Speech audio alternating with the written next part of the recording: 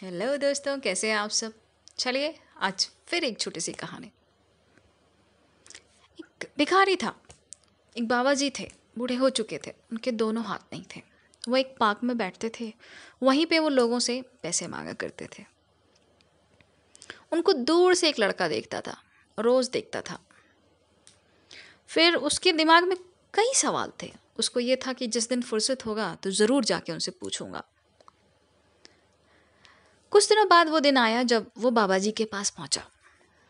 उसने बोला, बाबा जी, मैं आपसे कुछ सवाल पूछना चाहता हूँ, अगर आप इजाज़त दे तो मैं पूछ लेता हूँ। तो बाबा जी ने कहा, अरे बेटा, मैं तो खाली ही हूँ, पूछो क्या पूछना चाहते हो, ज़्यादा से ज़्यादा मजाक ही उड़ाओगे और क्या कर सकते हो।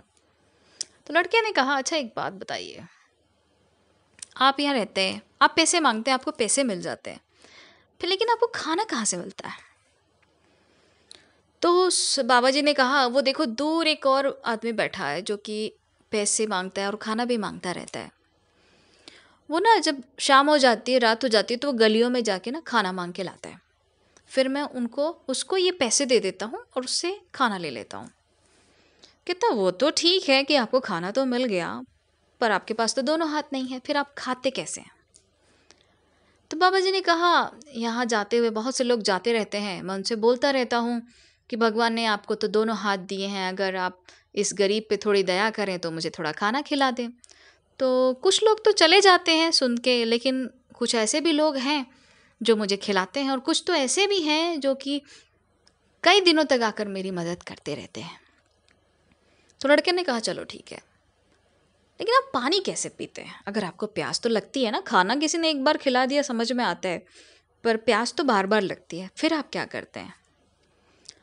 तो बाबा जी ने कहा, ऐसा है, ये जो घड़ा है ना पानी का, मैं इसे पैर से ऐसे लुढ़का देता हूँ तो उससे इस कटोरे में पानी गिर जाता है, और जिस तरीके से डॉगीज या जो कुत्ते होते हैं जो झुक के ऐसे पीते हैं ना, मैं उस वैसे पी लेता हूँ, बस, और क्या। फिर लड़का कहता है, चलो ठीक है, लेकिन ये बताओ, आप पार्क में रहते हो, यहाँ तो बहुत मच्छर होते हैं, फिर आप क्या करते हो। आपको तो बहुत काटते होंगे, फिर भी आप सो तो पाते नहीं होंगे, लेकिन आप उसके लिए करते क्या हो, कि कैसे आप सो जाते हो। तो बाबा जी ने कहा, जब मच्छर बहुत ज़्यादा आते हैं तो मैं क्या करता हूँ, बस इस ज़मीन पे लोट लेता हूँ, खूब लोटता हूँ, तो मेरे ऊपर ना धूल चिपक जाती है, और थोड़ी सी जो खुजली हो रही होती है वो मिट जाती है। फिर ऐसे ऐसे करते धीरे धीरे नींद आ जाती है, और जब एक बार नींद आ जाती है, इस मतलब पूरे दिन की थकान के बाद, तो फिर क्या करना है, क्या सोचना है। तो उस लड़के ने कहा, लानत है आपके ऊपर, आप बस आपने हर चीज़ का जुगाड़ ढूंढ रखा है, ऐसे जीने का क्या फ़ायदा। तो बाबा जी को बहुत गुस्सा आया इस बात पे। उन्होंने कहा कि अभी तक तो बेटा ठीक था, जो जो भी तुम मजाक कर रहे थे मेरे से, जो भी पूछ रहे थे वो तो ठीक था, लेकिन शरीर पे लानत मत भेजो, क्योंकि शरीर खरीदना बहुत मुश्किल है, बड़ी मुश्किल से एक शरीर मिलता है, और हर अंग का अपना ही एक मतलब बहुत बड़ी कीमत है।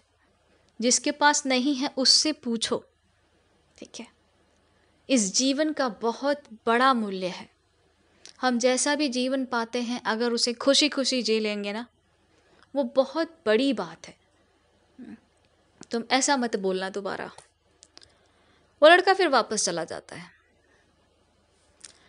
इस कहानी में दोस्तों ये है ना कि अगर हमारे पास बहुत कुछ भी होता है, ठीक है, हमारे पास सब कुछ है, फिर भी हम खुश नहीं होते, ठीक है, और किसी के पास कुछ भी नहीं है फिर भी वो खुश है, एडजस्ट करके भी खुश है।